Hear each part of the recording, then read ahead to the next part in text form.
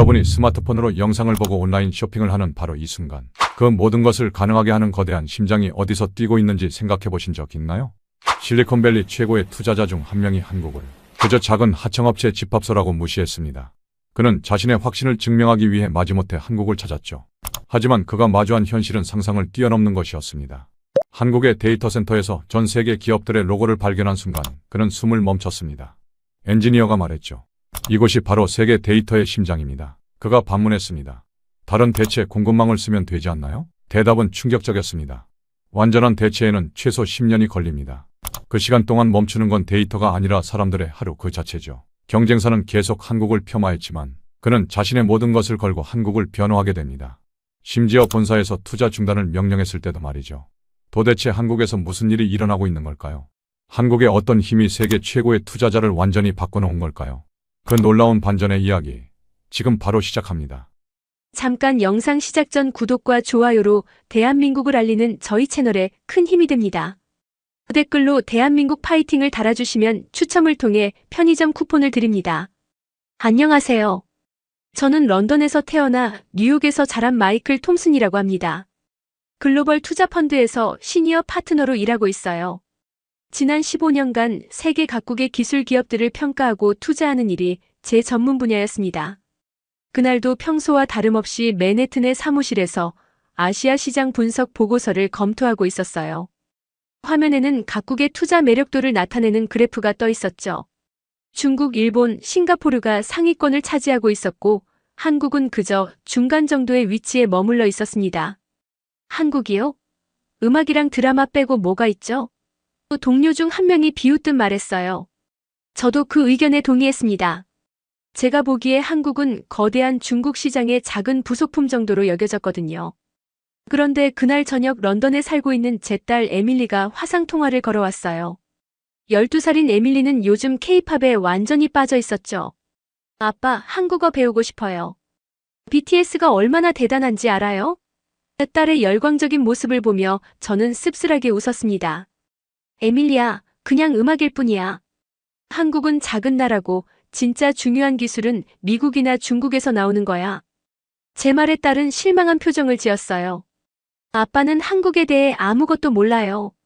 통화를 끝내고 나서도 딸의 말이 계속 마음에 걸렸습니다. 하지만 저는 제 판단이 옳다고 확신했어요. 15년간 쌓아온 경험과 데이터가 뒷받침하고 있었으니까요. 다음 날 아침 평소보다 일찍 사무실에 도착해서 아시아 시장 트렌드를 다시 한번 분석했습니다. 중국의 거대한 시장, 일본의 정교한 기술, 싱가포르의 금융 허브 역할. 모든 것이 예상 범위 내였어요. 한국은 여전히 눈에 띄지 않는 존재였습니다. 그때 제 상사인 제임스 윌슨이 제 사무실로 들어왔어요. 마이클, 한국의 클라우드 스타트업 하나를 검토해야 할 것 같네. 본사에서 지시가 내려왔어. 저는 내심 짜증이 났습니다. 시간 낭비라고 생각했거든요. 정말 필요한 일인가요? 제 분석으로는 한국 시장의 성장 잠재력이 제한적인데요. 제임스는 고개를 저었어요. 상부 지시야. 어쩔 수 없어. 그날 오후 투자심의위원회가 열렸습니다. 저는 아시아 투자 전략을 발표하면서 한국을 의도적으로 낮게 평가했어요. 한국은 우리의 다음 선택지가 아닙니다. 제 보고서의 첫 줄에 적힌 문장이었죠. 회의실에 있던 모든 사람이 고개를 끄덕였습니다. 특히 경쟁사에서 온 리처드 블랙웰은 제 어깨를 두드리며 동의를 표했어요. 역시 마이클답네. 한국 같은 곳에 시간 낭비할 필요 없지. 하지만 그날 밤 딸과의 통화가 또 생각났습니다. 에밀리의 실망한 얼굴이 자꾸 떠올랐어요. 혹시 제가 놓치고 있는 것이 있을까요? 아니에요. 제 경험과 데이터는 분명했습니다. 한국은 투자할 가치가 없는 시장이었어요. 일주일 후 제임스가 다시 제 사무실을 찾았습니다. 이번에는 표정이 심각했어요. 마이클, 한국 출장이 확정됐어. 본사에서 직접 현장 실사를 하라고 했네. 저는 깜짝 놀랐습니다. 정말요? 제 보고서로도 충분하지 않나요? 제임스는 고개를 저었어요. 상부에서는 더 자세한 분석을 원해. 특히 그들의 데이터 센터 인프라를 직접 확인해 보라고 했어. 그때 리처드가 제 사무실로 들어왔습니다. 그는 항상 제 성공을 견제하려 했어요. 마이클, 한국 가는 거야? 시간 낭비일 텐데. 그의 음성에는 조롱이 섞여 있었죠. 걱정 마세요. 금방 돌아올 거예요. 투자 불가 결론만 가지고 말이죠. 저는 자신있게 대답했습니다. 리처드는 의미심장한 미소를 지었어요. 그럴 거라고 믿어. 하지만 혹시 모르니까 난 여기서 대안을 준비해둘게. 그날 저녁 집에 돌아가서 짐을 싸면서 에밀리에게 전화를 걸었습니다. 에밀리야, 아빠가 한국에 출장 가게 됐어. 딸의 목소리가 갑자기 밝아졌어요. 정말요? 아빠가 드디어 한국의 진짜 모습을 보게 되는 거네요. 진짜 모습이라. 저는 여전히 회의적이었습니다. 에밀리야, 기대는 하지 마. 아빠는 일하러 가는 거야. 하지만 딸은 들뜬 목소리로 말했어요. 아빠, 한국 가면 꼭 김치 먹어보세요. 그리고 사람들이 얼마나 친절한지도 확인해보세요. 다음 날 아침 공항으로 향하는 길에서 리처드로부터 메시지가 왔습니다. 즐거운 여행 되길. 그런데 한국 경제에 대한 부정적 전망이 나오고 있더라고. 투자하기엔 위험할 것 같은데? 저는 그의 메시지를 보고 더욱 확신했습니다. 이번 출장은 단순한 형식적 절차일 뿐이라고 말이에요. 비행기 안에서 저는 한국에 대한 사전조사 자료를 다시 한번 검토했습니다. GDP 규모, 수출입 현황, 기술 혁신 지수. 모든 지표가 제 예상을 벗어나지 않았어요. 13시간의 비행 끝에 인천공항에 도착했습니다. 공항 로비에 나서는 순간 뭔가 이상했어요. 제가 상상했던 것보다 훨씬 크고 현대적이었습니다. 공항 전체를 덮고 있는 초고속 와이파이, 어디서든 쉽게 찾을 수 있는 안내 시스템, 그리고 매끄럽게 작동하는 디지털 결제 시스템까지. 톰스님이시죠? 그 공항 출구에서 한 여성이 저를 맞이했습니다. 30대 후반으로 보이는 그녀는 완벽한 영어로 자신을 소개했어요. 안녕하세요. 저는 최윤정입니다. 이번 출장 기간 동안 코디네이터로 도와드릴 예정이에요. 윤정 씨는 정말 세심했습니다. 제 짐을 챙겨주고 호텔까지의 최적 경로를 안내해 주었어요. 차 안에서 그녀는 제 일정을 설명했습니다. 내일 오전에는 판교의 데이터 센터를 방문하시고 오후에는 스타트업 발표회에 참석하실 예정이에요. 꽤 빡빡한 일정이네요. 저는 피곤함을 감추지 못했습니다. 윤정 씨는 미소를 지으며 대답했어요. 시간을 아끼는 것이 한국의 예의거든요. 하지만 너무 걱정하지 마세요. 모든 게 생각보다 훨씬 효율적일 거예요. 호텔에 도착해서 방으로 올라갔습니다. 창밖으로 보이는 서울의 야경은 생각보다 훨씬 화려했어요. 수많은 빌딩들이 만들어내는 빛의 강이 한강을 따라 펼쳐져 있었습니다. 잠시 넋을 잃고 바라보다가 이내 정신을 차렸어요. 겉모습에 속으면 안 돼. 그날 밤 제임스에게 보고 메일을 보냈습니다. 첫인상은 나쁘지 않지만 본격적인 평가는 내일부터 시작하겠습니다. 리처드에게도 간단히 메시지를 보냈어요. 예상 범위 내입니다. 큰 변수는 없을 것 같네요. 잠자리에 들기 전 에밀리에게 사진 몇 장을 보냈습니다. 호텔방에서 찍은 서울 야경이었어요. 곧바로 답장이 왔습니다. 우와, 정말 멋있어요. 아빠도 조금씩 한국의 매력을 느끼고 있는 거 아니에요? 저는 쓴웃음을 지으며 답장했습니다. 그냥 큰 도시일 뿐이야. 내일부터 진짜 평가가 시작되는 거야. 하지만 마음 한편으로는 약간의 기대감이 생기고 있었어요. 정말 작은 기대였지만 말이에요. 다음 날 아침 7시 윤정 씨가 호텔 로비에서 저를 기다리고 있었습니다. 좋은 아침이에요, 톰스님. 오늘은 정말 특별한 하루가 될 거예요. 그녀의 밝은 미소에서 묘한 확신이 느껴졌어요. 판교로 향하는 차 안에서 윤정 씨는 한국의 IT 산업에 대해 설명해 주었습니다. 많은 외국인들이 한국을 제조업 중심 국가로 생각하시는데 사실 지금은 소프트웨어와 데이터 인프라가 핵심이에요. 저는 반신반의했습니다. 제가 알기로는 한국은 여전히 하드웨어에 의존하는 나라였거든요. 데이터 센터에 도착했을 때의 첫인상은 압도적이었습니다. 거대한 건물 여러 채가 연결되어 있었고 각 건물마다 최첨단 보안 시스템이 설치되어 있었어요. 와, 생각보다 규모가 크네요. 저도 모르게 감탄사가 나왔습니다. 윤정 씨가 웃으며 말했어요. 아직 시작도 안 했는걸요. 진짜는 안에서 보셔야 해요. 보안 절차를 거쳐 건물 안으로 들어가자 한 명의 여성 엔지니어가 저희를 맞이했습니다. 안녕하세요. 저는 김하나입니다. 이곳 시스템 엔지니어로 일하고 있어요. 하나 씨는 29살 정도로 보였는데 차분하면서도 전문적인 인상이었어요. 오늘 저희 시설을 안내해 드릴게요. 하나 씨가 저를 안내한 곳은 마치 SF 영화 세트장 같았습니다. 천장까지 닿는 거대한 서버렉들, 규칙적으로 깜빡이는 수만 개의 LED, 그리고 강력한 냉각 시스템에서 나오는 하얀 수증기까지. 이곳에서 전 세계 데이터의 상당 부분이 처리되고 있어요. 전 세계라고 하셨나요? 저는 의외라는 표정을 감추지 못했습니다. 하나 씨는 고개를 끄덕이며 한 서버렉으로 저를 안내했어요. 여기 보시면 구글, 아마존, 마이크로소프트, 메타의 로고가 보이시죠? 정말이었습니다. 제가 알고 있는 거의 모든 글로벌 IT 기업들의 로고가 서버에 붙어 있었어요. 이게 정말인가요? 저는 믿기 어려웠습니다. 여기는 아시아 태평양 지역의 핵심 허브예요. 일본이나 싱가포르보다도 더 중요한 역할을 하고 있죠. 하나 씨의 설명에 저는 할 말을 잃었습니다. 제가 알고 있던 한국의 위상과는 완전히 달랐거든요.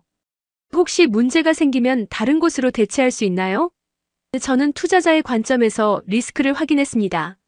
하나 씨는 잠시 생각하더니 진지하게 대답했어요. 완전한 대체에는 최소 10년이 걸릴 거예요. 그 시간 동안은 뭐죠? 제가 다시 물었습니다. 하나 씨의 대답은 충격적이었어요. 그 시간 동안 멈추는 건 데이터가 아니라 사람들의 일상 그 자체일 거예요. 온라인 쇼핑도 스트리밍도 심지어 병원의 환자 관리 시스템도 모두 멈추죠. 그 순간 제 머릿속이 하얗게 변했습니다. 한국이 그저 작은 하청업체라는 제 생각이 얼마나 잘못된 것인지 깨달았거든요. 제가 매일 사용하는 서비스들, 제 딸이 좋아하는 앱들, 심지어 제가 투자 결정을 내릴 때 사용하는 데이터까지도 모두 이곳을 거쳐가고 있었던 거예요. 톰스님 괜찮으세요? 윤정 씨가 걱정스럽게 물었습니다. 저는 겨우 정신을 차리고 고개를 끄덕였어요. 네, 괜찮아요. 다만 생각보다 훨씬 중요한 곳이네요. 하나 씨가 저를 또 다른 구역으로 안내했습니다. 거대한 모니터 벽면에는 실시간으로 전 세계의 데이터 흐름이 표시되고 있었어요. 아시아, 유럽, 아메리카를 잇는 수많은 선들이 모두 한국을 거쳐가고 있었습니다. 이것이 현실이에요. 한국이 멈추면 전 세계가 멈춰요. 하나 씨의 말에 저는 깊은 숨을 들이쉬었습니다. 제가 지금까지 얼마나 큰 착각을 하고 있었는지 깨닫게 되었거든요. 점심시간에 윤정 씨와 함께 식사를 하면서 저는 솔직하게 말했습니다. 윤정 씨, 제가 한국에 대해 완전히 잘못 알고 있었나 봐요. 윤정 씨는 따뜻하게 웃으며 대답했어요. 많은 외국인들이 그래요. 하지만 직접 보시면 다 이해하게 되실 거예요. 오후에는 클라우드 운영센터를 방문했습니다. 그곳에서 본 것은 더욱 놀라웠어요. 전 세계 주요 기업들의 데이터가 실시간으로 이곳에서 처리되고 있었고 모든 시스템이 완벽하게 작동하고 있었습니다. 그날 저녁 호텔로 돌아와서 저는 곧바로 에밀리에게 전화를 걸었습니다. 에밀리야, 너 말이 맞았어. 아빠가 한국에 대해 아무것도 몰랐구나. 딸의 목소리가 신이 났어요. 그럼 이제 K-팝도 다시 들어보세요. 이틀째 아침 하나 씨가 저를 더 깊은 구역으로 안내했습니다. 어제는 겉모습만 보신 거예요. 오늘은 진짜 핵심을 보여드릴게요. 그녀의 말에서 자신감이 느껴졌어요. 지하 3층으로 내려가자 완전히 다른 세계가 펼쳐졌습니다. 거대한 냉각시설과 함께 수백 대의 서버가 완벽한 질서로 배열되어 있었어요. 이곳이 바로 아시아의 데이터 심장부예요. 하나 씨가 한 서버 앞에서 멈춰 섰습니다. 여기 있는 메모리 모듈들 보이시죠? 이것들이 없으면 여러분이 아는 거의 모든 디지털 서비스가 작동할 수 없어요. 저는 작은 칩들을 자세히 들여다보았습니다. 겉보기에는 평범해 보였지만 그 안에 엄청난 기술이 들어있다는 걸 알 수 있었어요.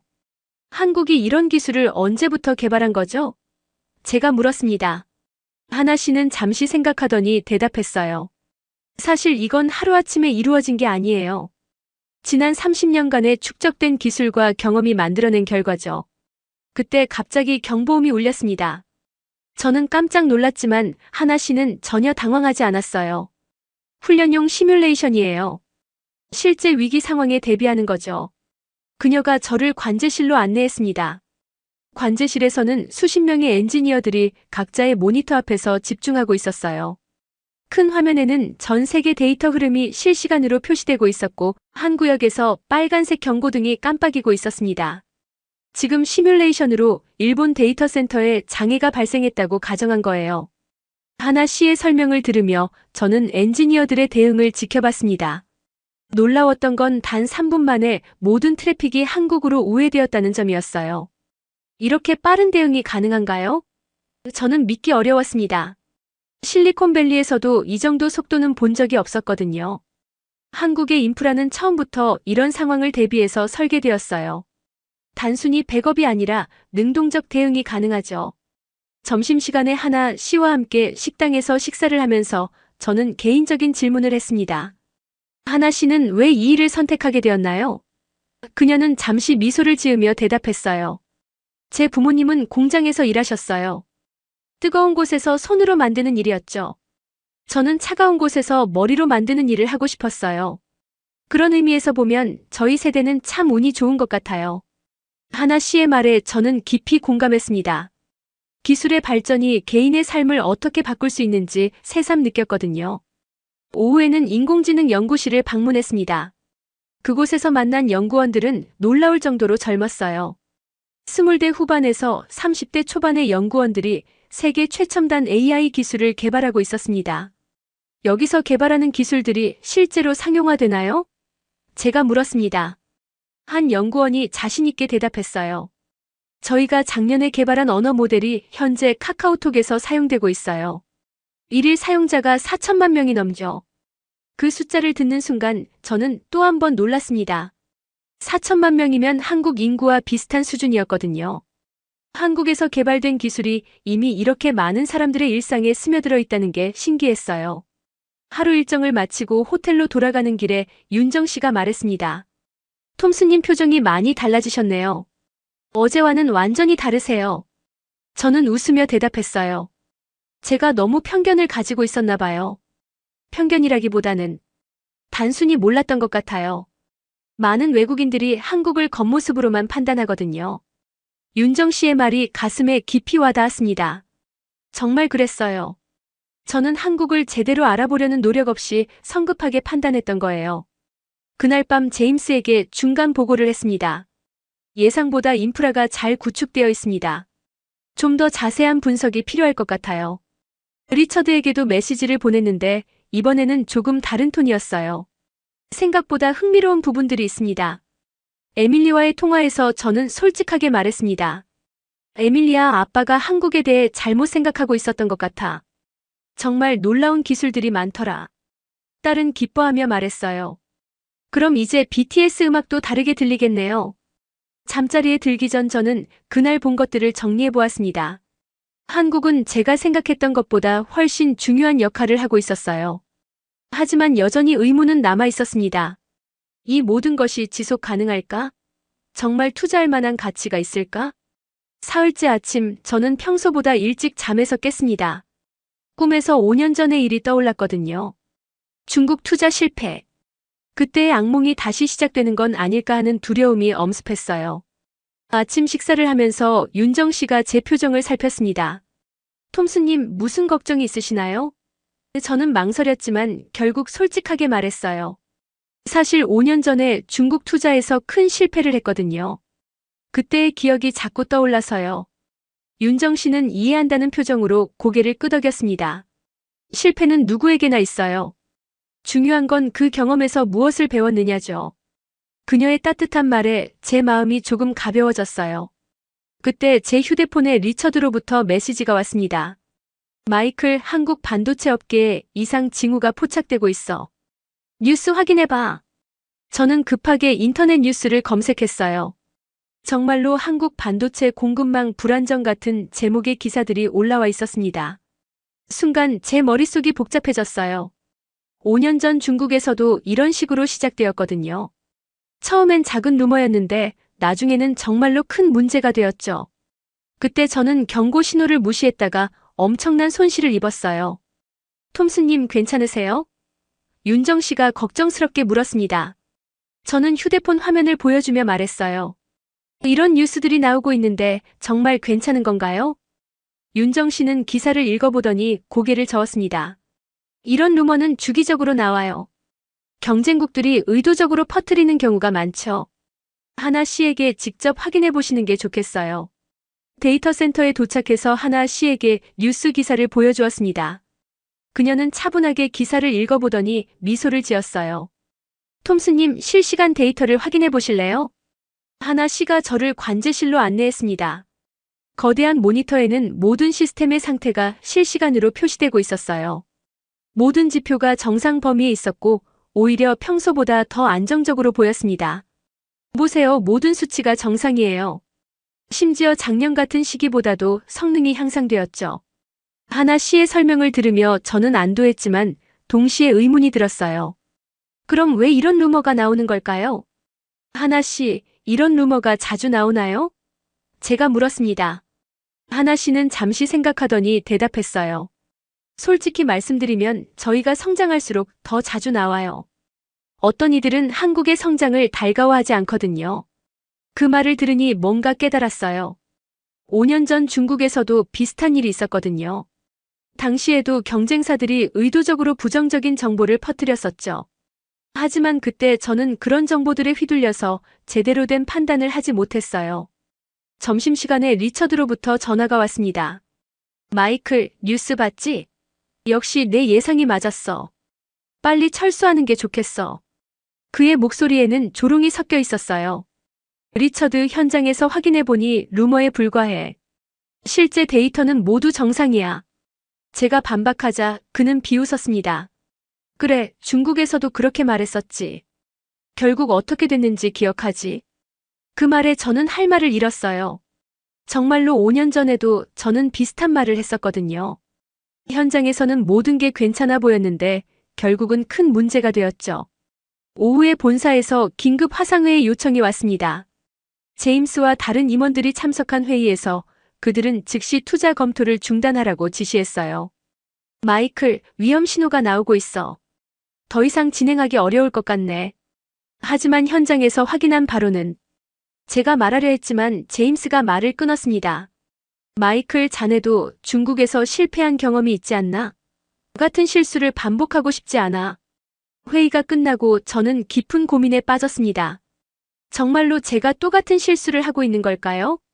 데이터는 정상이라고 하지만 5년 전에도 그랬었거든요. 그날 저녁 윤정 씨와 함께 저녁을 먹으면서 저는 제 고민을 털어놓았습니다. 윤정 씨, 사실 저는 다시 실패할까봐 두려워요. 5년 전에 잘못된 판단으로 큰 손실을 입었거든요. 윤정 씨는 진지하게 제 이야기를 들어주었습니다. 그리고 조심스럽게 말했어요. 톰스님, 과거의 실패가 현재의 판단을 흐리게 해서는 안 돼요. 중요한 건 지금 눈앞에 있는 사실들이죠. 하지만 만약 또 틀렸다면? 제가 말하자 윤정 씨가 대답했어요. 그럼 그때 가서 책임지면 되죠. 하지만 두려움 때문에 옳은 선택을 포기한다면 그것이야말로 진짜 실패 아닐까요? 그날 밤 에밀리와의 통화에서 저는 제 걱정을 말했습니다. 딸은 의외로 성숙한 반응을 보였어요. 아빠, 실수가 두려워서 아무것도 안 하면 그게 더 큰 실수 아니에요? 12살 딸의 말이 제 가슴에 깊이 박혔습니다. 다음 날 아침 저는 결심을 했습니다. 본사의 지시와 과거의 트라우마에 휘둘리지 말고 제 눈으로 직접 확인한 사실만을 믿기로 했어요. 윤정 씨에게 말했습니다.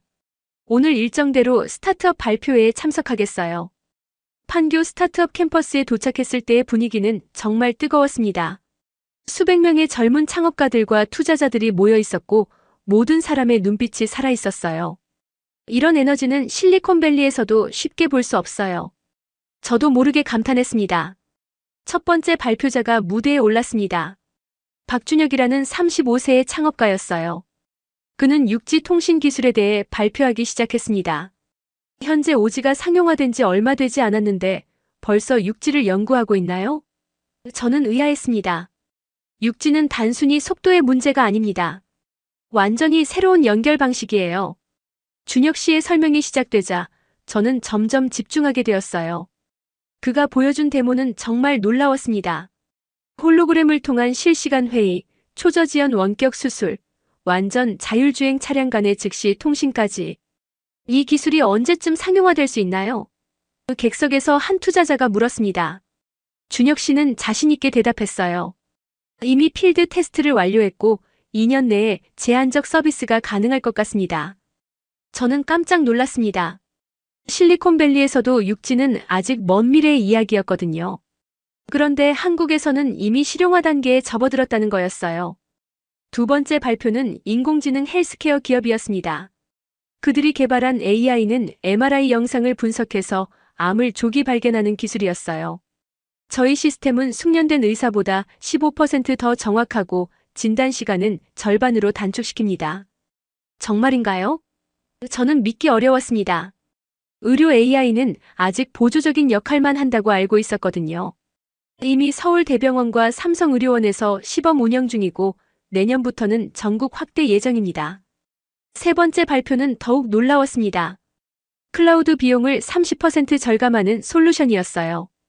어떻게 그런 절감이 가능한가요? 제가 질문했습니다.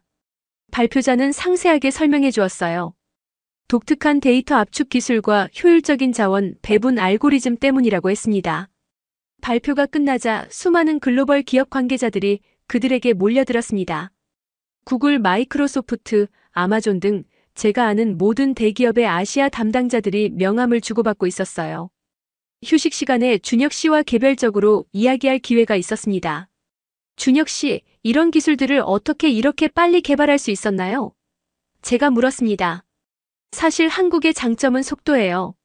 아이디어에서 프로토타입까지, 프로토타입에서 상용화까지의 시간이 다른 나라보다 훨씬 빨라요. 준혁 씨의 설명이 흥미로웠습니다. 규모는 작지만 밀도가 높거든요. 필요한 인재, 자본, 인프라가 모두 가까운 거리에 있어서 협업이 쉬워요. 밀도. 그 단어가 제 머릿속에 깊이 박혔습니다. 정말 그랬어요. 한국은 작지만 모든 것이 효율적으로 연결되어 있었습니다. 실리콘밸리보다도 더 촘촘한 네트워크가 형성되어 있었어요. 오후에 만난 AI 헬스케어 팀의 대표는 더욱 인상적이었습니다. 저희는 단순히 기술만 개발하는 게 아니에요. 실제 환자들에게 도움이 되는 걸 만들고 싶거든요. 그의 진정성이 느껴졌어요. 혹시 다른 나라로 진출할 계획도 있나요? 제가 물었습니다. 물론이죠. 하지만 먼저 한국에서 완벽하게 검증한 후에 나갈 예정이에요. 한국이 저희에게는 가장 까다로운 테스트베드거든요. 그 말이 인상 깊었습니다. 한국 소비자들이 까다롭다는 건 잘 알려진 사실이었어요. 한국에서 성공하면 어디서든 성공할 수 있다는 말도 있을 정도였죠. 하루 종일 발표를 들으면서 저는 완전히 다른 세계를 본 것 같았습니다. 한국이 단순히 기존 기술을 모방하는 나라가 아니라 새로운 기술을 선도하는 나라였어요. 저녁에 윤정 씨와 함께 식사를 하면서 저는 솔직하게 말했습니다. 윤정 씨, 제가 한국을 너무 과소평가했었나 봐요. 오늘 본 것들은 정말 놀라웠어요. 많은 외국인들이 그래요. 한국을 여전히 제조업 중심의 개발도상국으로 생각하시거든요. 윤정 씨의 말이 맞았습니다. 저도 그런 편견을 가지고 있었으니까요. 그런데 이런 혁신들이 지속 가능할까요? 제가 걱정스럽게 물었습니다. 윤정 씨는 확신에 찬 목소리로 대답했어요. 톰스님, 한국 사람들의 가장 큰 특징이 뭔지 아세요? 포기하지 않는 거예요. 위기가 올수록 더 강해지죠. 그날 밤 제임스에게 보고할 때 저는 이전과는 완전히 다른 톤으로 말했습니다. 한국의 기술 혁신 속도가 예상보다 훨씬 빠릅니다. 투자 가치를 재검토해 볼 필요가 있어요. 리처드에게는 더욱 직접적으로 말했어요. 리처드 현장에서 확인한 바로는 한국의 잠재력이 우리 예상을 훨씬 뛰어넘어. 루머에 현혹되지 말고 팩트에 집중해야 해. 다섯째 날 아침 제 휴대폰에는 리처드로부터 온 여러 개의 메시지가 쌓여 있었습니다. 마이클, 긴급 상황이야. 한국 반도체 공급망에 심각한 문제가 발생했어. BBC와 CNN에서도 보도하고 있어. 저는 급하게 뉴스를 확인했습니다. 정말로 주요 외신들이 한국 반도체 위기설을 대대적으로 보도하고 있었어요. 심지어 일부 글로벌 기업들이 공급망 다변화를 검토한다는 내용까지 나와 있었습니다. 순간 5년 전의 기억이 생생하게 떠올랐어요. 중국 투자 때도 이런 식으로 시작되었거든요. 처음에는 작은 루머였는데 언론이 확대 보도하면서 정말 큰 문제가 되었죠. 아침 식사 자리에서 윤정 씨가 제 표정을 보더니 걱정스럽게 물었습니다. 톰스님 무슨 일 있으세요? 저는 휴대폰을 보여주며 말했어요. 이런 뉴스들이 계속 나오고 있어요. 정말 괜찮은 건가요? 윤정 씨는 기사들을 쭉 읽어보더니 한숨을 쉬었습니다. 또 시작됐네요. 이런 일이 작년에도 있었어요. 결국 근거 없는 루머로 판명됐지만요. 바로 그때 제임스로부터 긴급 전화가 왔습니다. 마이클, 즉시 투자 검토를 중단하고 귀국하라는 지시가 내려왔네. 이번 사태가 심각해 보여. 제임스 현장에서 확인해보니 실제로는 제가 말하려 했지만 제임스가 말을 끊었어요. 마이클, 자네 중국에서의 실패를 기억하지. 같은 실수를 반복할 수는 없어. 회사 차원에서 리스크를 감당하기 어려워. 전화를 끊고 나니 머릿속이 복잡해졌습니다. 정말로 제가 또 잘못된 판단을 하고 있는 걸까요? 윤정 씨가 저를 걱정스럽게 바라보고 있었어요. 윤정 씨, 본사에서 즉시 철수하라고 하네요. 제가 말하자 윤정 씨의 표정이 어두워졌습니다. 그렇게 되면 정말 아쉬울 것 같아요. 톰스님이 한국의 진짜 모습을 보기 시작했는데 그때 하나 시로부터 전화가 왔습니다. 톰스님 뉴스 보셨죠? 직접 확인해 보시겠어요? 저는 망설였지만 결국 데이터 센터로 향했습니다. 마지막으로 한 번만 확인해 보고 싶었거든요. 데이터 센터에 도착하자 하나 씨가 저를 바로 관제실로 안내했습니다. 톰스님 실시간 데이터를 보세요. 모든 시스템 지표가 정상이었어요. 심지어 평소보다 더 안정적으로 보였습니다. 정말 이상하네요.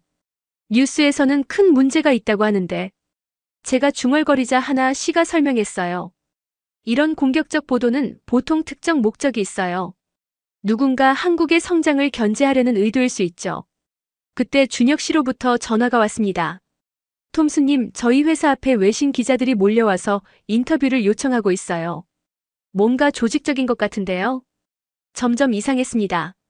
왜 갑자기 모든 외신들이 한국을 집중 공격하는 걸까요? 그리고 왜 하필 제가 투자 검토를 하는 시점에 맞춰서 점심시간에 리처드로부터 또 전화가 왔습니다. 마이클, 어서 철수해. 이번엔 정말 심각해 보여. 나는 이미 대한투자처를 준비해뒀어. 그의 목소리에서 묘한 만족감이 느껴졌어요. 리처드, 혹시 제가 말하려던 순간 전화가 끊어졌습니다. 뭔가 이상했어요. 리처드가 너무 빨리 대안을 준비했다는 점, 그리고 이 모든 상황을 마치 예상하고 있었던 것 같다는 점이요. 오후에 윤정 씨와 함께 커피를 마시면서 제 의심을 털어놓았습니다. 윤정 씨, 혹시 이런 루머들이 의도적으로 퍼뜨려지는 걸까요? 윤정 씨는 잠시 생각하더니 조심스럽게 말했어요.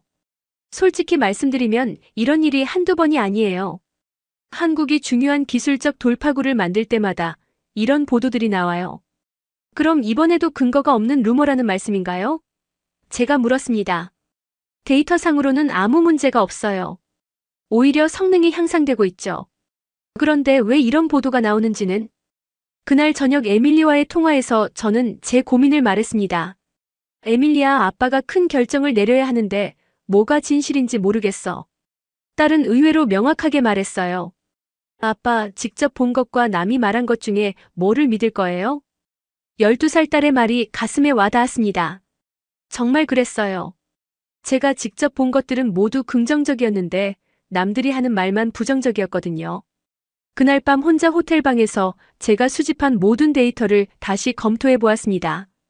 기술력, 인프라, 인재, 시장성. 모든 면에서 한국은 투자할 만한 가치가 있었어요. 하지만 동시에 5년 전의 실패가 계속 떠올랐습니다. 그때도 저는 확신했었거든요. 현장 데이터는 완벽했는데 결국 큰 손실을 입었죠. 새벽 2시까지 고민한 끝에 저는 결정을 내렸습니다. 더 정확한 검증을 위해 제3자 기관의 도움을 받기로 했어요.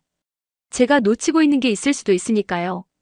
6째 날 아침, 저는 윤정 씨에게 부탁했습니다. 제3자 검증 기관을 통해 정확한 데이터를 확인해 보고 싶어요. 가능할까요? 윤정 씨는 흔쾌히 동의했어요. 물론이죠. 투명성이 가장 중요하니까요. 하나 씨도 적극적으로 협조해 주었습니다. 어떤 검증이든 환영이에요. 저희는 숨길 게 없거든요. 그녀의 자신 있는 모습이 인상적이었어요. 오전에 국제 IT 감사기관의 전문가들이 데이터 센터에 도착했습니다. 독일, 일본, 미국에서 온 3명의 전문가들이었어요. 저는 그들과 함께 모든 시설을 다시 한번 철저히 점검했습니다. 독일에서 온 전문가가 말했습니다. 시스템 안정성이 예상보다 훨씬 높네요. 유럽의 주요 데이터 센터들과 비교해도 상위 수준입니다. 일본 전문가도 동의했어요. 보안 프로토콜도 완벽하고 장애 대응 시스템도 훌륭합니다. 미국 전문가는 더욱 구체적으로 말했어요. 실리콘밸리의 주요 기업들이 이곳을 선택한 이유를 알겠네요. 인프라 품질이 세계 최고 수준입니다. 점심시간에 검증 결과가 나왔습니다. 모든 항목에서 최고 등급을 받았어요. 신뢰성, 확장성, 보안성 모든 면에서 글로벌 스탠더드를 뛰어넘습니다. 독일 전문가의 최종 평가였죠. 그 순간 저는 확신했습니다. 모든 루머가 거짓이었다는 걸요. 제가 직접 본 것이 진실이었어요. 하나 씨가 제게 말했습니다. 톰스님, 이제 믿으시겠어요? 위기는 무너지는 시간이 아니라 얼마나 잘 대비했는지를 증명하는 시간이에요. 오후에 준혁 씨의 회사를 다시 방문했습니다. 그곳에서도 같은 결과였어요. 육지 기술은 실제로 세계 최첨단이었고 상용화도 임박한 상태였습니다. 준혁 씨, 이런 루머들 때문에 비즈니스에 지장은 없나요? 제가 걱정스럽게 물었습니다. 준혁 씨는 웃으며 대답했어요. 처음엔 걱정했는데 오히려 더 많은 관심을 받게 됐어요. 검증 과정을 거치니까 신뢰도가 더 높아졌죠. 정말 그랬습니다. 제3자 검증을 받은 후 오히려 더 많은 글로벌 기업들이 문의를 해왔어요. 투명성이 더 큰 신뢰를 만들어낸 거였죠. 그날 저녁 리처드로부터 전화가 왔습니다. 마이클, 어서 돌아와.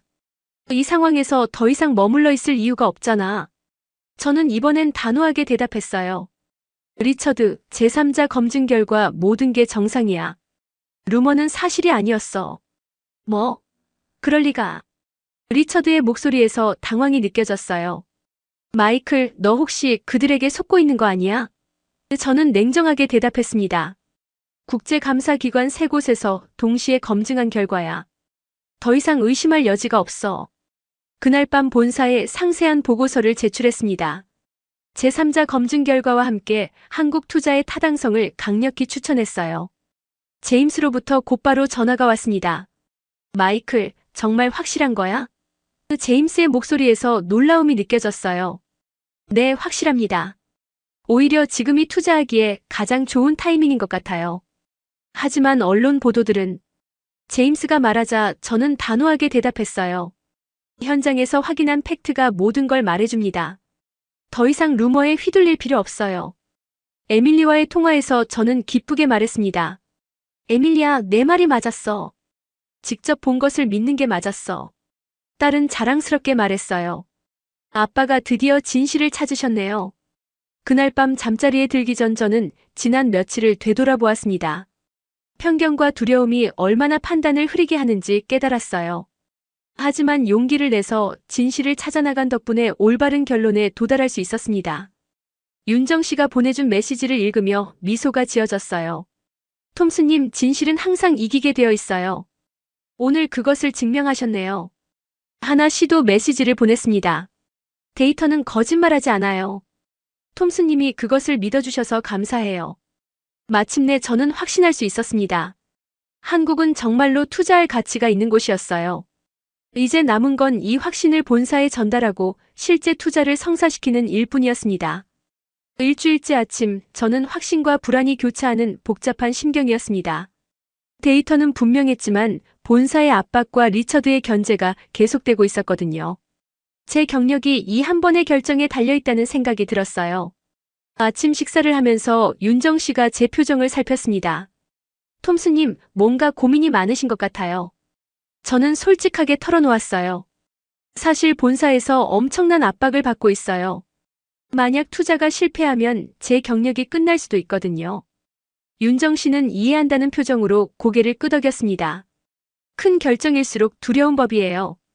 하지만 톰스님은 이미 충분히 검증하셨잖아요. 그녀의 말이 맞았지만 여전히 마음 한편이 불안했어요. 그때 제 휴대폰에 본사 임원진들로부터 연속으로 메시지가 왔습니다. 마이클 투자위원회에서 한국 투자에 대해 심각한 우려를 표명했어. 리스크가 너무 크다는 의견이 지배적이야. 다시 한번 신중하게 고려해봐. 저는 점점 위축되기 시작했습니다. 아무리 현장 데이터가 좋아도 회사 전체가 반대한다면 어떻게 해야 할까요? 5년 전 중국 투자 실패 때도 저는 혼자서 고집을 부렸다가 큰 손실을 입었거든요. 점심시간에 하나 씨와 만나서 제 고민을 말했습니다. 하나 씨, 사실 저는 지금 굉장히 어려운 상황에 있어요. 데이터는 좋지만 회사에서는 반대하고 있거든요. 하나 씨는 잠시 생각하더니 말했어요. 톰스님, 제 부모님 이야기를 해드릴게요. 부모님은 30년 전 뜨거운 공장에서 손으로 제품을 만드셨어요. 당시에는 아무도 한국이 이렇게 발전할 거라고 생각하지 않았죠. 그런데 지금 저는 차가운 데이터 센터에서 머리로 미래를 만들고 있어요. 기술이라는 건 결국 사람과 역사의 다른 이름이에요. 데이터 뒤에는 항상 사람들의 꿈과 노력이 있거든요. 하나 씨의 말을 들으며 저는 깊이 생각해 보았습니다. 정말 그랬어요. 제가 본 모든 기술들 뒤에는 수많은 사람들의 땀과 열정이 있었습니다. 준혁 씨의 육지 기술도 AI, 헬스케어 기술도 모두 사람들의 삶을 더 나아지게 만들려는 노력에서 나온 거였어요. 오후에 에밀리와 화상 통화를 했습니다. 딸이 제 표정을 보더니 걱정스럽게 물었어요. 아빠, 무슨 일 있어요? 저는 나이에 맞게 쉽게 설명해 주었습니다. 아빠가 중요한 결정을 내려야 하는데 다른 사람들은 반대하고 있어. 에밀리는 의외로 성숙한 반응을 보였습니다. 아빠, 저도 학교에서 그런 일이 있었어요. 제가 옳다고 생각하는 걸 친구들이 반대했을 때요. 그때 어떻게 했어? 제가 물었습니다. 처음엔 무서웠는데 결국 제가 믿는 대로 했어요. 나중에 친구들도 제가 옳았다고 인정해줬어요. 12살 딸의 말이 가슴에 깊이 와닿았습니다. 에밀리야, 그런데 만약 틀렸다면 어떻게 해? 제가 물었습니다. 딸은 당당하게 대답했어요. 그럼 그때 가서 책임지면 되죠. 하지만 두려워서 아무것도 안 하면 후회할 거예요. 통화를 끝내고 저는 혼자 서울 시내를 걸어보기로 했습니다. 명동과 강남을 둘러보면서 한국의 진짜 모습을 더 깊이 느끼고 싶었거든요. 거리에서 본 것들은 정말 인상적이었습니다. 젊은이들이 스마트폰으로 모든 걸 해결하는 모습, 노인분들도 디지털 기기를 자연스럽게 사용하는 모습, 그리고 모든 곳에서 느껴지는 역동적인 에너지까지. 카페에서 커피를 마시면서 주변 사람들을 관찰해 보았습니다. 대학생들은 새로운 앱을 개발하는 이야기를 하고 있었고, 직장인들은 업무 효율성을 높이는 방법을 논의하고 있었어요. 모든 사람이 끊임없이 발전을 추구하고 있었습니다. 그때 한 젊은 창업가가 제게 말을 걸어왔습니다. 혹시 외국인이세요? 제가 개발한 앱을 소개해드려도 될까요? 그는 환경 보호를 위한 스마트 에너지 관리 앱을 개발하고 있었어요. 이 앱으로 전력 소비를 20% 줄일 수 있어요. 이미 유럽의 여러 도시에서 관심을 보이고 있어요. 그의 열정적인 설명을 들으며 저는 또 한 번 감탄했습니다. 저녁에 윤정 씨와 함께 한강공원을 산책했습니다. 윤정 씨, 한국 사람들은 왜 이렇게 열정적인가요? 제가 물었습니다. 윤정 씨는 잠시 생각하더니 대답했어요. 아마도 위기를 많이 겪어서 그런 것 같아요. 경제 위기도 자연재해도 여러 어려움들을 함께 극복해오면서 포기하지 않는 문화가 생긴 거죠. 그녀의 설명이 깊이 와닿았습니다. 그리고 한국은 작은 나라라서 함께 살아가야 한다는 의식이 강해요. 혼자서는 할 수 없는 일들도 함께하면 가능하다는 걸 알고 있죠. 그날 밤 호텔로 돌아와서 저는 깊이 생각해 보았습니다. 제가 지금까지 본 모든 것들, 하나 씨의 이야기, 준혁 씨의 열정, 그리고 거리에서 만난 사람들의 에너지까지. 이 모든 것이 단순한 우연일 수는 없었어요. 리처드로부터 또 메시지가 왔습니다. 마이클, 마지막으로 조언하는데 빨리 포기해. 너만 다치게 될 거야. 하지만 이번에는 그의 말이 전혀 무섭지 않았어요. 저는 제 노트에 썼습니다. 진짜 리스크는 기회를 놓치는 것이다. 이제 제 마음이 확실해졌습니다. 모든 것을 걸고 한국에 투자하겠다고 결심했어요. 8째 날 아침, 저는 완전히 새로운 마음가짐으로 하루를 시작했습니다. 어제 밤에 결심이 확고했거든요. 윤정 씨에게 말했습니다. 오늘은 좀 더 깊이 있는 곳들을 보고 싶어요. 한국의 진짜 경쟁력이 뭔지 제대로 알고 싶거든요. 윤정 씨는 기뻐하며 말했어요. 그럼 오늘은 정말 특별한 곳으로 모시겠어요. 대학 연구소와 정부 지원 창업센터를 둘러보시죠. 첫 번째로 방문한 곳은 KAIST의 인공지능 연구소였습니다. 이승호 교수님이 직접 저희를 맞이해 주셨어요. 52살 정도로 보이는 교수님은 MIT에서 박사학위를 받으신 반도체 권위자였습니다. 톰스님, 한국의 기술 발전을 어떻게 보시나요? 교수님이 물으셨습니다. 저는 솔직하게 대답했어요. 처음에는 과소평가했는데 지금은 완전히 생각이 바뀌었어요. 하지만 아직 궁금한 게 있어요. 이런 발전이 지속 가능한가요? 교수님은 미소를 지으며 연구실로 저를 안내하셨습니다. 한국의 강점을 말씀드릴게요. 우리는 빨리 실패하고 빨리 배우고 빨리 적용하는 문화가 있어요. 연구실에서 본 것들은 정말 놀라웠습니다. 학부생들도 세계 수준의 연구를 하고 있었고 박사과정 학생들은 이미 스타트업을 준비하고 있었어요. 교수님, 학생들의 수준이 정말 높네요. 제가 감탄하자 교수님이 설명해 주셨어요. 한국 학생들은 경쟁이 치열해서 어릴 때부터 집중력과 끈기를 기르거든요. 그게 연구에서도 큰 힘이 되죠. 한 박사과정 학생이 자신의 연구를 소개해 주었습니다. 저는 양자 컴퓨팅 알고리즘을 연구하고 있어요. 내년에 IBM과 공동 연구를 시작할 예정이에요. 26살밖에 안 된 학생이 이미 글로벌 기업과 협업하고 있다는 게 놀라웠어요. 점심시간에 교수님과 함께 식사하면서 더 깊은 이야기를 나누었습니다. 교수님, 한국이 기술 선진국이 될 수 있었던 이유가 뭘까요? 가장 큰 이유는 절박함이었어요. 자원도 없고 땅도 좁으니까 기술로 살아남을 수밖에 없었죠. 그 절박함이 지금의 혁신 문화를 만들어낸 거예요. 교수님의 설명이 깊이 와닿았습니다. 그리고 실패를 두려워하지 않는 문화도 중요해요. 젊은 연구자들이 과감하게 도전할 수 있는 환경을 만들어주고 있어요. 오후에 방문한 정부 창업지원센터는 또 다른 놀라움이었습니다. 수백 개의 스타트업이 한 건물에서 함께 일하고 있었고 서로 협력하며 시너지를 만들어내고 있었어요. 센터장님이 설명해 주셨습니다. 여기는 단순한 임대 공간이 아니에요. 멘토링, 투자 연결, 해외 진출 지원까지 원스톱으로 제공하죠. 한 코너에서는 VR 기술 스타트업이 의료진을 위한 수술 시뮬레이터를 개발하고 있었어요. 이 기술로 수술 성공률을 10% 높일 수 있어요. 이미 미국 병원들에서 도입을 검토하고 있어요. 다른 팀은 자율주행 드론을 개발하고 있었습니다. 배송용 드론인데 도심에서도 안전하게 운항할 수 있어요. 내년부터 시범 서비스를 시작할 예정이에요. 모든 팀이 글로벌 시장을 목표로 하고 있다는 점이 인상적이었어요. 한국 시장에만 안주하지 않고 처음부터 세계를 상대로 사업을 계획하고 있었습니다. 저녁에 윤정 씨와 함께 식사하면서 하루를 정리해 보았습니다. 윤정 씨, 오늘 본 것들이 정말 인상적이었어요. 한국의 잠재력이 제가 생각했던 것보다 훨씬 크네요. 많은 외국인들이 한국을 겉모습으로만 판단해요. 하지만 속을 들여다보면 정말 놀라운 일들이 일어나고 있거든요. 윤정 씨의 말이 맞았습니다. 특히 젊은 세대들의 도전 정신이 대단해요. 실패를 두려워하지 않고 계속 새로운 시도를 하죠. 정말 그랬어요. 만난 모든 젊은이들이 열정과 자신감으로 가득했습니다. 그날 밤 제임스에게 전화를 걸어 하루 일정을 보고했습니다. 제임스, 한국의 기술 생태계가 정말 잘 구축되어 있어요. 정부 지원도 체계적이고 인재들의 수준도 세계 최고예요. 정말인가, 마이클?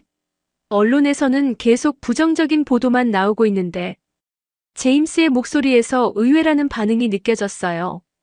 현장과 언론 보도가 완전히 다릅니다.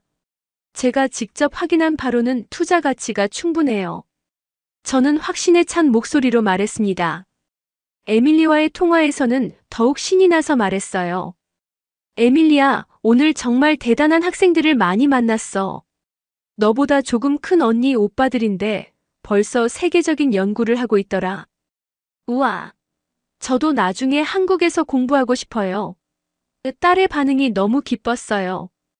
제 딸도 이런 환경에서 꿈을 키울 수 있다면 얼마나 좋을까 생각했습니다. 잠자리에 들기 전 저는 오늘 만난 사람들을 다시 생각해 보았습니다. 이승호 교수님의 지혜, 젊은 연구자들의 열정, 창업가들의 도전 정신.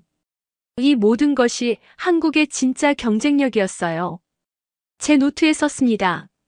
한국의 진짜 힘은 사람이다. 기술도 중요하지만 그 기술을 만들어내는 사람들의 마음가짐이 더 중요하다. 9째 날 아침 제가 완전히 한국에 확신을 갖게 된 바로 그때 예상치 못한 일이 벌어졌습니다. 전 세계적으로 대규모 클라우드 서비스 장애가 발생한 거예요. 호텔에서 아침 뉴스를 보는데 긴급 속보가 나왔습니다. 유럽과 미국 주요 데이터 센터에서 동시 장애 발생. 아마존, 구글, 마이크로소프트 서비스 중단. 정말 충격적인 소식이었어요. 급하게 윤정 씨에게 전화를 걸었습니다. 윤정 씨, 지금 뉴스 보고 계세요? 이런 상황에서 한국은 괜찮나요? 윤정 씨의 목소리는 오히려 차분했어요. 톰스님, 직접 확인해 보시겠어요? 데이터 센터로 급하게 향했습니다. 전 세계가 패닉 상태인데 한국은 정말 괜찮을까요?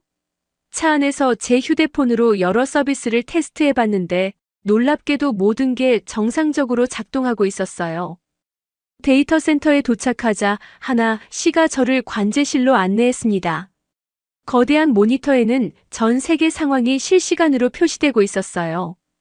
유럽과 북미는 빨간색으로 표시되어 있었지만 아시아 태평양 지역은 모두 초록색이었습니다. 하나 씨, 이게 정말인가요? 다른 지역은 모두 문제가 있는데 이곳만 정상이라니. 저는 믿기 어려웠습니다. 하나 씨는 자랑스럽게 설명했어요. 저희 시스템은 처음부터 이런 상황을 대비해서 설계되었어요.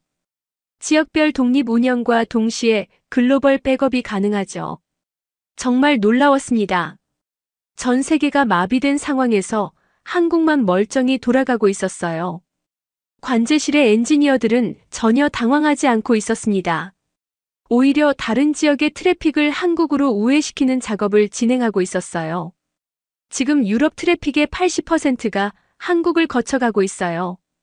그때 준혁 씨로부터 전화가 왔습니다. 톰스님, 지금 상황 보고 계시죠? 저희 육지 기술이 빛을 발하고 있어요. 정말 그랬습니다. 다른 지역이 4G, 5G 네트워크 문제로 어려움을 겪는 동안 한국의 차세대 통신망은 완벽하게 작동하고 있었어요. 점심시간에 전 세계 상황을 정리해보니 정말 극명한 차이였습니다. 실리콘밸리의 주요 기업들도 서비스 복구에 애를 먹고 있는데 한국 기업들은 오히려 해외 고객들의 문의가 폭주하고 있었어요. 윤정 씨가 말했습니다. 톰스님, 이런 상황이 왜 일어났는지 아세요? 다른 나라들은 효율성만 추구했는데 한국은 안정성을 우선시했거든요. 한국은 지정학적으로 항상 위험에 노출되어 있었어요. 그래서 시스템도 최악의 상황을 대비해서 만들었죠. 정말 깊이 있는 통찰이었습니다. 오후에 이승호 교수님으로부터 전화가 왔습니다. 톰스님, 지금 상황이 한국 기술의 진가를 보여주는 것 같네요. 저희 연구소로 전 세계에서 기술 지원 요청이 들어오고 있어요. 교수님의 연구실을 다시 방문해 보니 정말 바쁜 상황이었습니다. 유럽, 미국, 일본의 연구기관들이 한국의 도움을 요청하고 있었어요. 교수님, 이런 일이 자주 있나요? 이 정도 규모는 처음이에요. 하지만 예상하지 못한 건 아니죠. 저희는 항상 이런 상황을 대비해 왔거든요. 교수님의 말에서 한국인들의 준비성을 다시 한번 느꼈습니다. 그날 저녁 본사에서 긴급 화상회의가 소집되었습니다. 제임스와 다른 임원들이 모두 참석했어요. 마이클, 지금 상황 보고 있지? 전 세계가 난리인데 한국 상황은 어떤가? 믿기 어려우시겠지만 한국은 완전히 정상입니다. 오히려 다른 지역의 백업 역할을 하고 있어요. 제가 보고하자 회의실이 조용해졌습니다. 정말인가? 다른 모든 곳이 문제인데 한국만 괜찮다는 게? 한 임원이 의심스럽게 물었어요. 저는 실시간 데이터를 화면 공유로 보여주었습니다. 보시다시피 모든 지표가 정상이에요. 심지어 평소보다 성능이 더 좋습니다. 임원들의 표정이 놀라움으로 바뀌었어요. 그때 리처드가 화상회의에 참여했습니다. 이건 일시적인 현상일 거야. 한국도 곧 문제가 생길 텐데. 하지만 그의 말이 끝나기도 전에 또 다른 보고가 들어왔어요. 한국이 유럽 주요 기업들의 긴급 백업 서비스를 담당하게 되었다는 뉴스였습니다. BMW, 벤츠, 시멘스 등 독일의 주요 기업들이 한국 데이터 센터에 긴급 의존하게 된 거였어요. 이것 봐요. 한국이 단순한 백업이 아니라 핵심 역할을 하고 있어요. 제가 강조하자 임원들의 시선이 완전히 달라졌습니다. 회의가 끝나고 제임스가 개별 연락을 했습니다. 마이클, 정말 대단한 일이 벌어지고 있군. 한국 투자를 다시 진지하게 검토해봐야겠어. 그날 밤 에밀리와의 통화에서 저는 신이 나서 말했습니다. 에밀리야, 오늘 정말 놀라운 일이 있었어. 전 세계가 어려움을 겪는데 한국만 멀쩡했어.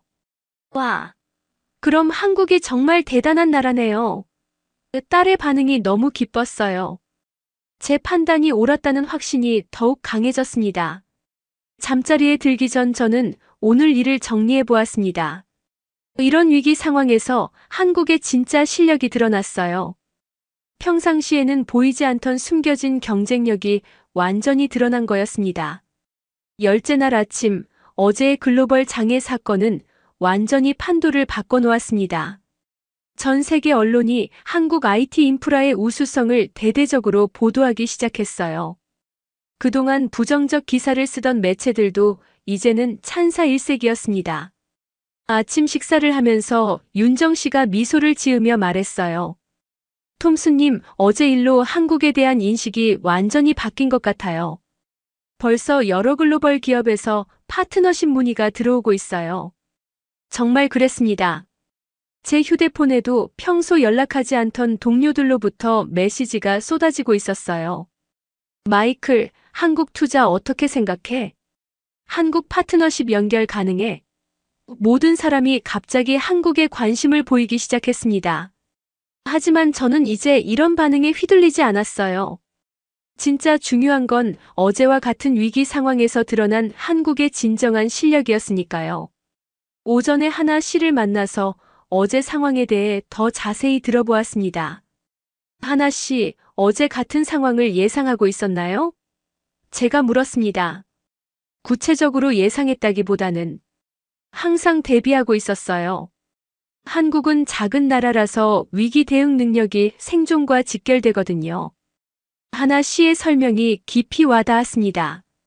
다른 나라들은 평상시 효율성을 중시하지만 저희는 위기 시 안정성을 더 중요하게 생각해요. 그 차이가 어제 드러난 거죠. 점심시간에 준혁 씨와 만났는데 그는 완전히 달라진 상황에 신이 나 있었어요. 톰스님, 어제 하루 만에 해외 문의가 평소의 10배로 늘었어요. 육지 기술에 대한 관심이 폭발적으로 증가했어요. 이제 정말 글로벌 시장에 본격 진출할 수 있을 것 같아요. 유럽과 미국 기업들이 먼저 파트너십을 제안하고 있거든요. 준혁 씨의 기쁨이 저에게도 전해졌습니다. 오후에 본사에서 긴급투자심의위원회가 소집되었습니다. 이번에는 제가 주도권을 완전히 쥐고 있었어요. 어제 일로 모든 상황이 바뀌었거든요. 여러분, 어제 사건으로 한국의 진정한 가치가 입증되었습니다. 저는 자신감 있게 프레젠테이션을 시작했어요. 이제는 한국에 투자하지 않는 것이 오히려 리스크가 됩니다. 실시간 데이터를 보여주며 설명했습니다. 한국이 글로벌 IT 인프라의 핵심 허브로 부상하고 있어요. 어제 위기 상황에서 그 진가가 완전히 드러났죠. 임원들의 반응이 완전히 달라졌습니다. 마이클, 구체적인 투자 계획을 제시해봐. 한국 기업들과의 파트너십도 함께 검토해보자. 모든 사람이 적극적으로 나서기 시작했어요. 리처드도 이번에는 반대할 수 없었습니다. 객관적 데이터가 너무 명확했거든요. 마이클, 내가 옳았던 것 같네. 그의 인정을 받는 순간이 정말 뿌듯했어요. 저녁에 윤정 씨, 하나 씨, 준혁 씨와 함께 축하 저녁 식사를 했습니다. 톰스님 정말 고생 많으셨어요. 처음부터 한국을 믿어주신 덕분에 이런 결과가 나온 것 같아요. 아니에요. 저는 단지 사실을 확인했을 뿐이에요. 진짜 대단한 건 여러분들이 만들어낸 성과죠. 저는 진심으로 감사했습니다. 의들이 없었다면 저도 진실을 발견할 수 없었을 테니까요. 하나 씨가 말했습니다. 톰스님이 처음에 의심하셨던 것도 이해해요. 많은 외국인들이 한국을 겉모습으로만 판단하거든요. 하지만 직접 확인해 보시고 진실을 받아들이신 게 정말 대단해요. 준혁 씨도 덧붙였어요. 앞으로 함께 글로벌 시장을 개척해 나갈 수 있을 것 같아 기대돼요. 톰스님 같은 파트너가 있다면 더 큰 꿈도 꿀 수 있을 것 같아요.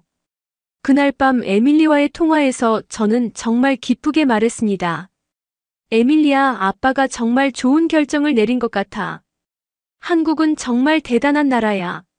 아빠가 처음부터 한국을 좋아했어야 하는데. 딸이 장난스럽게 말했어요. 이제 한국어도 배워야겠어요. 나중에 한국에서 일할 수도 있잖아요. 잠자리에 들기 전 저는 지난 열흘을 돌아보았습니다. 편견에서 시작해서 의심을 거쳐 확신에 이르기까지 정말 긴 여정이었어요. 하지만 이 모든 과정이 필요했다고 생각합니다. 제 노트 마지막 페이지에 썼습니다. 진실은 항상 이긴다. 하지만 그 진실을 찾기 위해서는 용기가 필요하다. 한국이 저에게 그 용기를 가르쳐 주었다. 내일이면 본격적인 투자 계약 협상이 시작됩니다. 이제 저는 완전히 준비가 되었어요.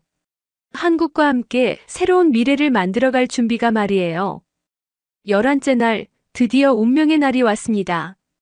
본사 본부장들과 투자심의위원회 전체가 참석하는 최종 심의가 열리는 날이었어요. 제 인생 최대의 도전이자 기회였습니다. 새벽부터 긴장되어 잠을 이룰 수 없었어요. 지난 열흘간의 모든 것이 오늘 이 순간을 위한 것이었거든요. 윤정 씨가 호텔로 마중을 나왔습니다. 톰스님 준비되셨어요? 네, 완전히 준비됐어요. 저는 자신감 있게 대답했지만 마음 한편으로는 떨렸습니다. 5년 전 중국 투자 실패의 기억이 아직도 생생했거든요. 회의장에 도착하니 본사의 모든 핵심 인물들이 화상으로 참석해 있었습니다. 대표, CFO, 그리고 각 지역 담당 이사들까지. 이런 규모의 회의는 처음 경험하는 것이었어요.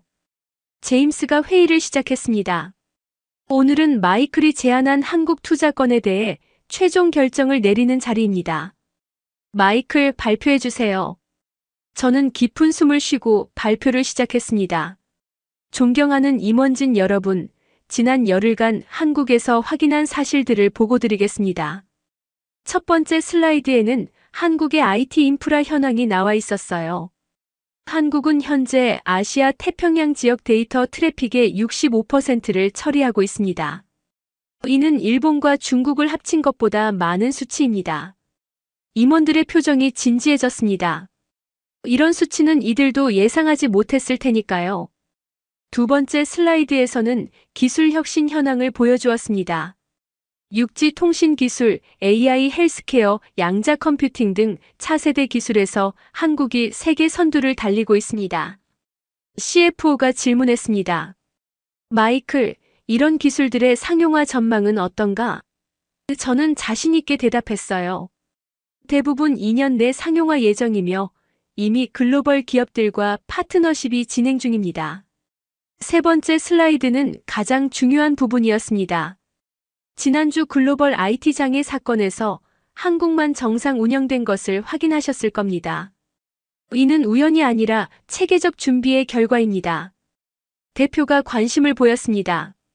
구체적으로 어떤 준비를 했다는 건가? 저는 상세히 설명했어요. 한국은 지정학적 특성상 위기 대응을 최우선으로 시스템을 설계했습니다. 효율성보다 안정성을 중시한 거죠. 그때 리처드가 화상회의에 참여했습니다. 그는 여전히 반대 입장을 고수하려 했어요. 하지만 한국 시장은 너무 작지 않나요? 투자 대비 수익성에 의문이 있습니다. 저는 이런 반박을 예상하고 있었습니다. 리처드, 한국을 단순한 로컬 시장으로 보면 안 됩니다. 한국은 글로벌 허브예요. 여기서 성공하면 아시아 전체, 나아가 전 세계 시장에 진출할 수 있습니다. 네 번째 슬라이드에서 구체적인 투자 계획을 제시했습니다. 1차로 5천만 달러를 투자해서 한국 내 거점을 구축하고 성과에 따라 2억 달러까지 확대할 계획입니다. 투자위원장이 우려를 표명했습니다. 마이클, 자네도 중국에서 실패한 경험이 있지 않나?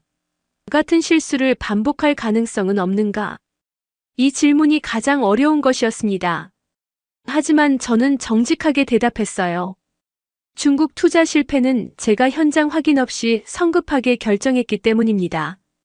이번에는 열흘간 철저히 검증했고 제3자 기관의 감사도 받았습니다. 그리고 가장 중요한 차이점은 한국의 투명성입니다. 모든 데이터가 공개되어 있고 검증 가능합니다. 저는 확신에 찬 목소리로 말했습니다. 그때 갑자기 한 임원이 우려를 표했습니다. 마이클, 혹시 현지에서 너무 감정적으로 판단한 것은 아닌가? 객관성을 잃은 것 같은데.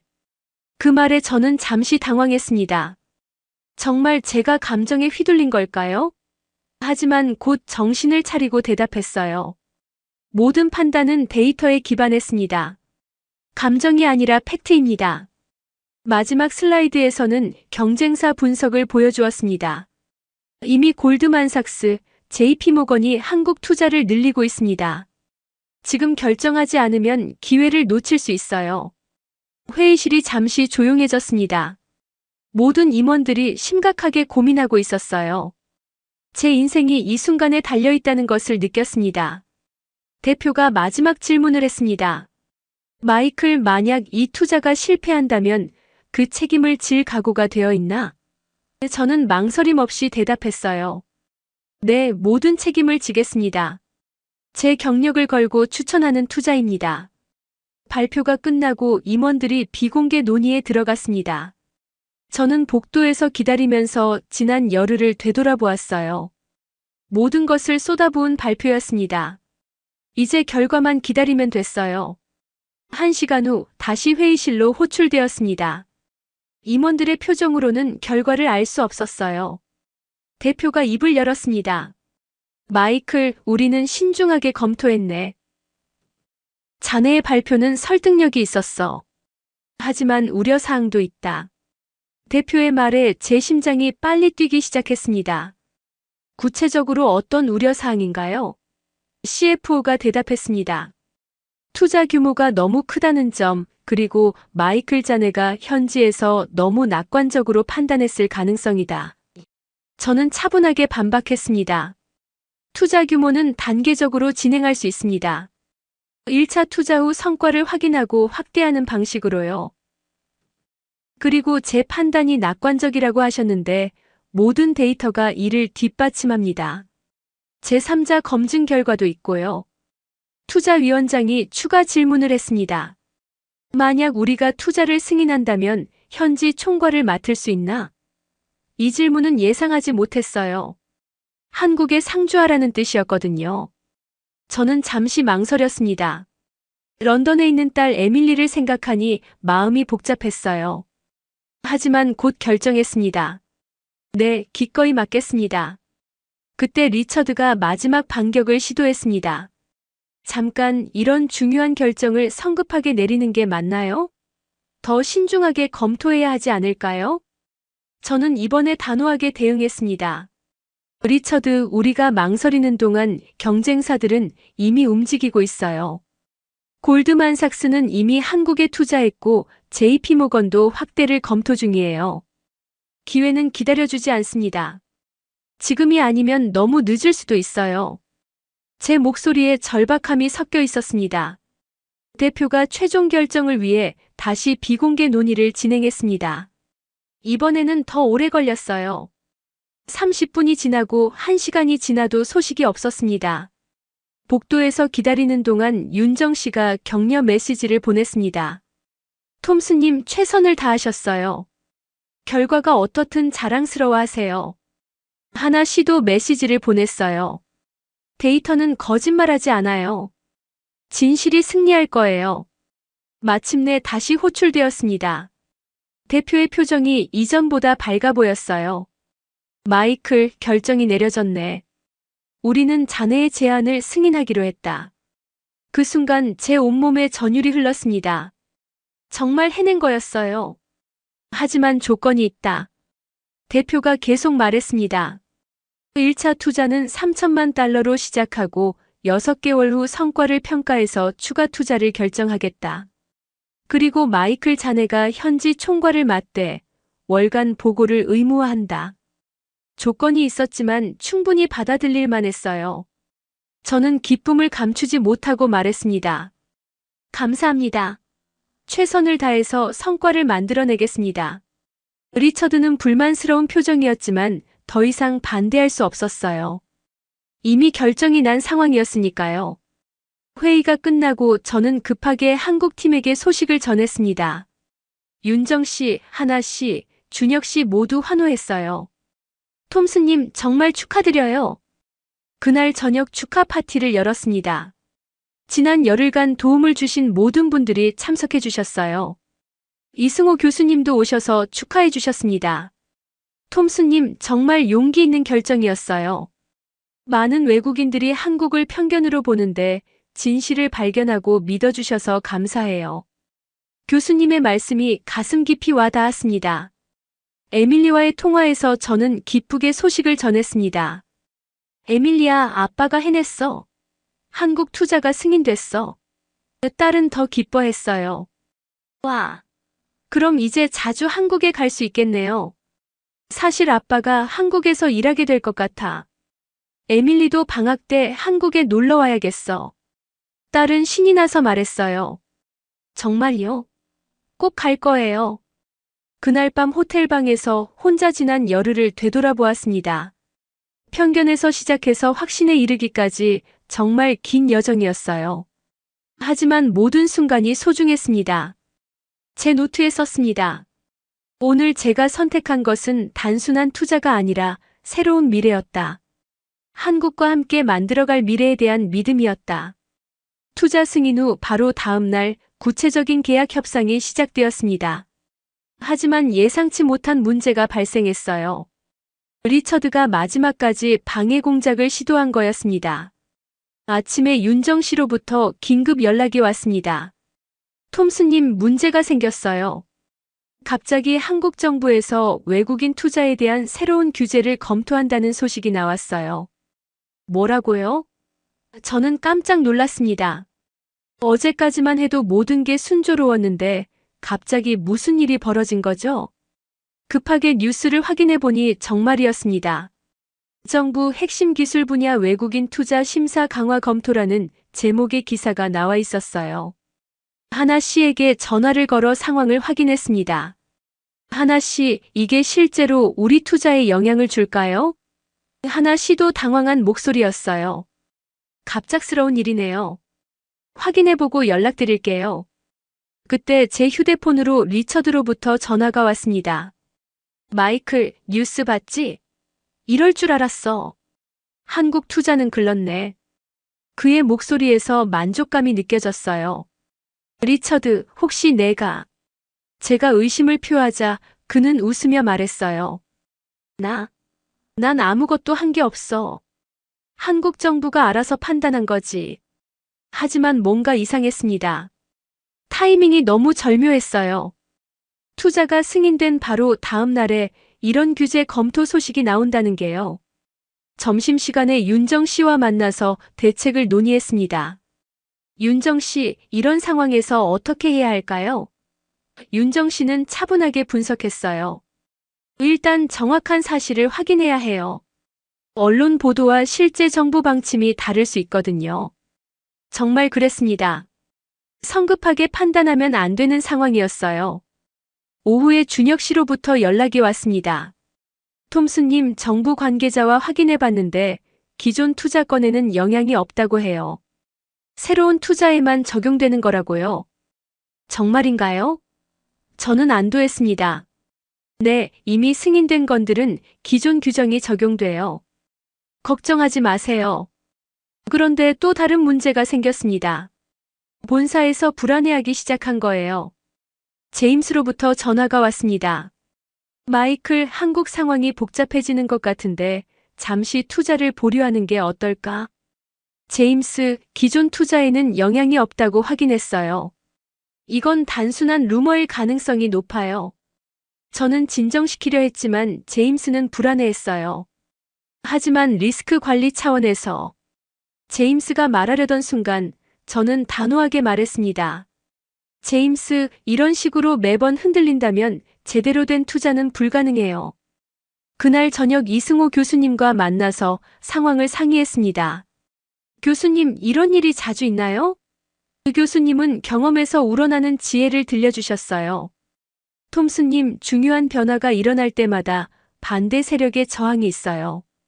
하지만 결국 진실이 승리하게 되어 있어요. 교수님의 말씀이 큰 위로가 되었습니다. 지금 중요한 건 흔들리지 않는 거예요. 확신을 가지고 밀고 나가세요. 다음 날 아침 결정적인 소식이 들려왔습니다. 한국 정부에서 공식 발표를 한 거예요. 기존 승인된 외국인 투자건에는 변화 없음. 새로운 규제는 향후 투자에만 적용. 완전히 저희에게 유리한 발표였어요. 하나 씨가 기뻐하며 전화했습니다. 톰스님, 모든 게 해결됐어요. 계약 체결에 아무 문제 없어요. 본사에도 즉시 보고했습니다. 제임스, 한국 정부에서 공식 발표했어요. 저희 투자에는 아무 문제 없다고요. 제임스도 안도의 한숨을 쉬었어요. 그날 오후 정식 계약서에 서명이 이루어졌습니다. 3천만 달러 규모의 한국 투자가 공식적으로 시작된 거였어요. 서명하는 순간 정말 감격스러웠습니다. 계약 체결 직후 리처드로부터 마지막 전화가 왔습니다. 마이클, 축하한다. 내가 옳았던 것 같네. 그의 인정을 받는 순간이 뿌듯했어요. 리처드, 이제 함께 한국 시장을 개척해보지 않을래? 저는 관대하게 제안했습니다. 경쟁보다는 협력이 더 좋은 결과를 만들 수 있으니까요. 그날 저녁 성공적인 계약 체결을 축하하는 파티가 열렸습니다.